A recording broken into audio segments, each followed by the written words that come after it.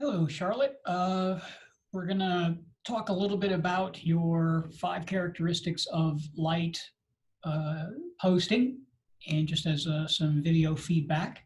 So let's go ahead and share screen here and we'll get to it. Okay, so here we have direction. First, I do want to congratulate you for including your name. This isn't something that everybody did. So having your name _ 5 characteristics just identifies that you were following instructions. And this is always a good thing. And it's appreciated so that we can easily at a glance know who it is that we're looking at. So let's take a look at direction here.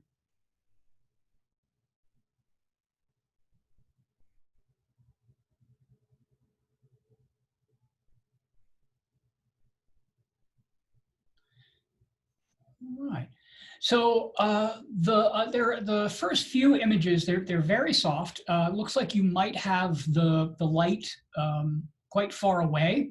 Also, compositionally, these are quite far away. You might have come up a little bit closer on the compositions here.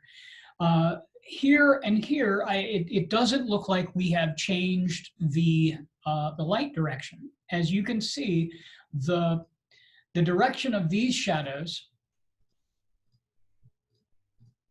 one moment. Oh, guess what? I am in your preview rather than your actual. Let's jump back here just briefly and get to the actual, there we go. Mistakes sometimes. So let's take a look at these just a little bit more closely so you can see what I'm talking about. So we have the light is coming from a particular direction here. The light looks like it's coming from this area right here. You can tell because it's very bright here. Also, it's creating shadows that are heading in this direction. Now, the next image, we can see the light is still coming from that same direction. Your camera in this exercise doesn't move. The bottles can move, but the light does move. And so here we have the same position. So we have 2 images in the same position. Here, again, we have a good sort of shift there. But once again, here we have the camera in that same position once again, creating shadows in a very specific direction.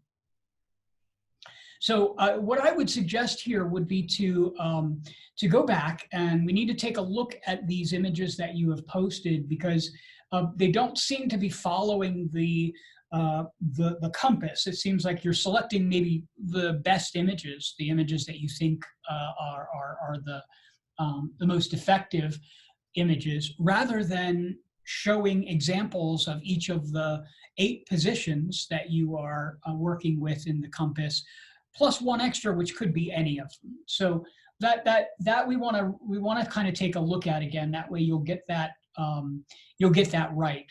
Because even though these images are quite interesting, it looks like we're not showing examples of each one, and that's an important thing to show that you're understanding how that all kind of comes together.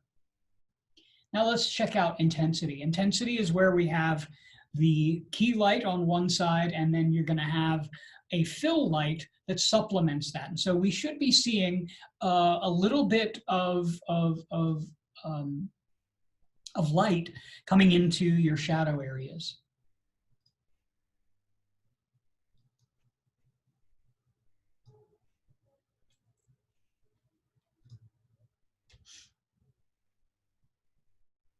Okay. So we are seeing a couple of different directions. It looks like you have a light that's actually aiming towards your background here. I'm not sure where, why you would have chosen to highlight the background that way, but it definitely is. It could be that this light over here that you have, which presumably is your key light, the main light source, is sort of hitting this, and maybe it's not extending back here. It would be a different direction. So it's a little bit curious about that image.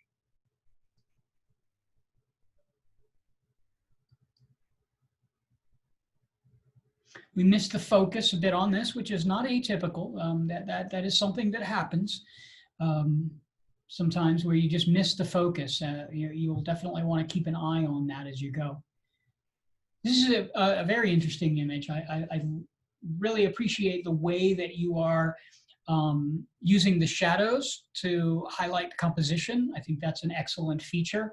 You have a bottle that is being affected, meaning you're showing a shadow from a bottle that's not in the scene. That's always a good idea. I encourage everybody to be thinking about how things outside of the picture frame are influencing the picture frame. It tells me that you're thinking about the whole picture, not just what's in the middle. Symmetry, very nice work here. This sort of shadow kind of coming back into here. I'm not sure this bottle is necessary other than to cast this shadow. It might have been a more effective strategy to come in a little bit on this image so that you lose this bottle altogether, because it's not really sort of contributing to the composition there. How about temperature? Now, temperature is where you are modifying the temperature of the light, temperature meaning the color, and in combination, shifting to different temperature or white balance settings on your camera. And the result should be various sort of tones and colors. Looks like we're getting there. Some of these are shifting pretty hard.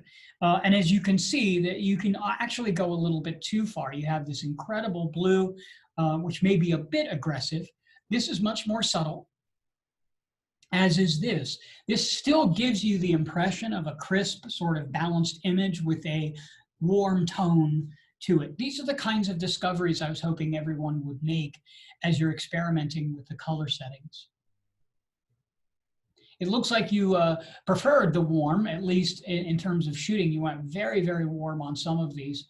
I would suggest, that you're not seeing some of the edges of your picture frame through your camera, because it looks like we have some things that are happening on the edges of your image that don't really work with the rest of the photograph. And this could be because as you're looking through your viewfinder on your camera, you're not seeing the entire picture. And that's, again, that's not something wrong with your camera.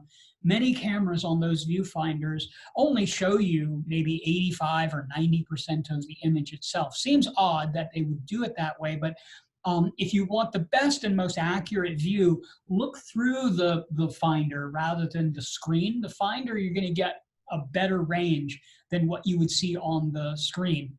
And then at the very least, learn from seeing images. You go, oh, that's going to be in the image, and then maybe kind of come in just a little bit as you're shooting, knowing that you're not really seeing the edges and that you don't want stuff that doesn't belong. Usually, as I've been looking at everyone's portfolios, you see the work improve as we move from step to step. And this is largely because you're gaining more experience at how to shoot and how to approach the lighting and things like that. Also because as we move down, we're getting more complex with some of the things we're using. And so naturally, the image is going to begin to look more complex. You're usually sort of, you're over the bottle thing. And so inevitably, you're starting to make photographs of shapes and things. So this is contrast, and this is where we're using the reflecting board plus one light in order to add more shades of gray into the image. And it looks like we're doing that. It looks like we're definitely reflecting light back into the scene. It's a little vanilla looking. I think we could probably have tried some other things creatively with it, but it looks like technique-wise you're doing it. Focus seems to be in the right place. So overall, I would say that those are working pretty well. I was on hardness there. Again, you can see this little area right here, and that's what I'm talking about. You probably didn't even see that, and so we want to take note of that, so that as you continue with your photography, that you're not winding up with those small little bits that you didn't notice. You might have very well thought that this was the edge of your photo right here. Let's look at hardness. Now, hardness is all about shadows. We are diffusing the light source in order to either create this soft look, or undiffusing the light source to create a hardened shadow. So soft and hard shadows are the key. That's what we're looking for. This is really nice. Very nice, Charlotte. The use of the single bottle with all of these others, this is inventive and creative. You need to be a little closer so that we're not getting all this extra stuff. This is really the image. If you can see the little pointer here, moving down right here and then over, that's all we really need of that image. Because this is your hero. This is really what the important part of your image is all about. So taking a step in would have improved this even more. But this is a very, very interesting. I appreciate this solution quite a bit. So let's take a look at what your peers had to say from the beginning, looking at your direction. You could use a little improvement. I would say that the direction could use some improvement because, again, as I had mentioned, I'm not seeing evidence of that circle. So I would agree with that. Hardness was nicely exposed. Yes. Composed. Yes. I would say that that's your strongest one. So I'm basically agreeing with the things that they are saying. Yes, it seems like you made a lot of improvement, just as the group is saying. Overall, good job. It seems like you made improvements throughout the project. That's what I'm seeing. I'm seeing that from the beginning through the end that you're growing, that you're learning stuff. And that's natural. But we still want to go back and make some of the, I guess, formal changes to the ones that you missed a little bit. That way you'll improve. So you'll get you'll receive a numerical evaluation grade from me as well. But I thought this kind of discussion would be important, just so that you would have an idea of what I'm thinking and how that reflects to some of the things that your peers are talking about. All right, well, we will see you in class, and keep shooting.